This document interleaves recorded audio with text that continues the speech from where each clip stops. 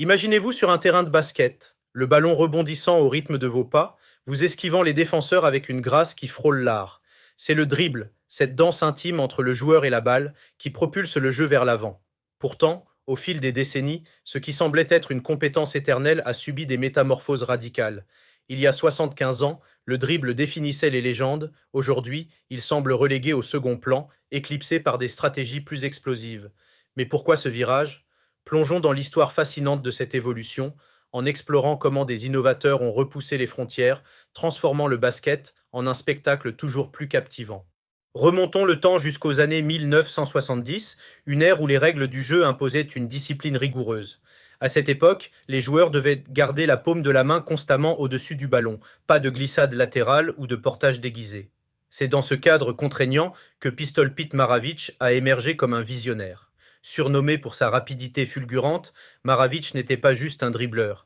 Il était un magicien qui inventait des mouvements inédits, comme des feintes entre les jambes ou des changements de direction imprévisibles. Pensez-y, alors que ses contemporains se contentaient de rebonds basiques, ressemblant presque à des débutants tâtonnants, Maravich orchestrait des séquences qui défiaient la gravité. Ces highlights, même vus aujourd'hui, inspirent l'émerveillement, surtout sachant qu'il opérait sans les libertés modernes. En fait, Maravich a non seulement dominé la NBA, mais aussi influencé des générations avec des stats impressionnantes comme une moyenne de 44 points par match en NCAA, un record qui tient toujours. Mais le vrai tournant arrive au début des années 2000, avec une figure qui a divisé les opinions, Allen Iverson.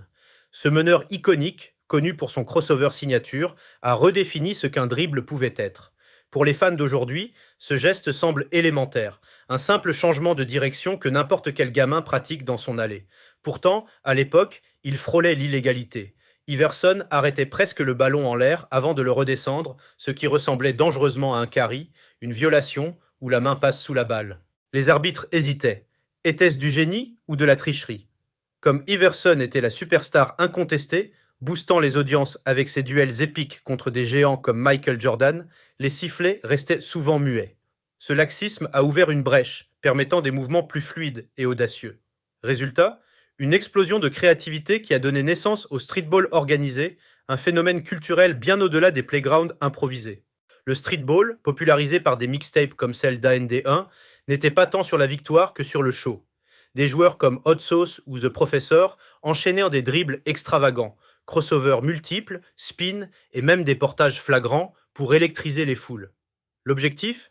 Humilier l'adversaire, créer des moments viraux dignes des highlights ESPN, peu importe si cela enfreignait les règles formelles. Ces tournées ont rempli des arènes mondiales, transformant des parcs locaux en scènes internationales. Pourtant, ce style flashy a commencé à s'essouffler. Pourquoi? Parce qu'il priorisait le spectacle sur l'efficacité.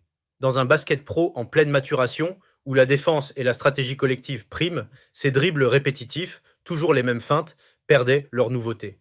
Ajoutez à cela que des figures comme The Professor, malgré leur virtuosité, recyclaient souvent les mêmes tricks, rendant le tout prévisible et moins excitant. C'est alors que Stephen Curry a réinventé le paradigme. Avec l'essor du tir à 3 points dans les années 2010, le basket s'est recentré sur l'espace et la précision à longue distance. Curry, avec ses Golden State Warriors, a prouvé que dominer ne passait plus par des dribbles interminables, mais par des tirs rapides qui valent un point de plus. Soudain, les crossovers spectaculaires, menant souvent à des lay-ups à 2 points, semblaient obsolètes. Les jeunes aspirants ne rêvaient plus d'être des maestros du dribble comme Iverson. Ils visaient l'arc-en-ciel de Curry. Cette ère a vu les stats exploser. Curry détient le record de 3 points en une saison, 402 en 2015-16, forçant les défenses à s'étirer et réduisant les opportunités pour des duels isolés au dribble. Au milieu de cette transition, un gardien du temple émerge, Kyrie Irving. Considéré par beaucoup comme le dribbleur suprême de l'histoire moderne, Irving possède un arsenal inégalé, handle serré, hésitation imprévisible et une capacité à briser n'importe quel défenseur. Ses moves, inspirés du streetball mais affinés pour la NBA, lui valent un statut unique. Il est l'un des rares autorisés à dribbler librement grâce à son efficacité offensive. Pourtant, même pour lui, le contexte a changé. Dans la ligue actuelle, où l'efficacité prime, pensez aux analytics qui valorisent les possessions rapides, la plupart des joueurs limitent leur dribble. Un excès, c'est la porte ouverte au banc. Et les ankle breakers légendaires, ils sont rares, souvent remplacés par des pushes physiques ou des portages tolérés, diluant l'essence pure du dribble. Derrière ces shifts, un facteur clé, l'assouplissement des règles. Les arbitres, sous pression pour maintenir le flux et les highlights, ferment les yeux sur des caries subtiles, rendant le jeu plus spectaculaire, mais moins fidèle à ses racines.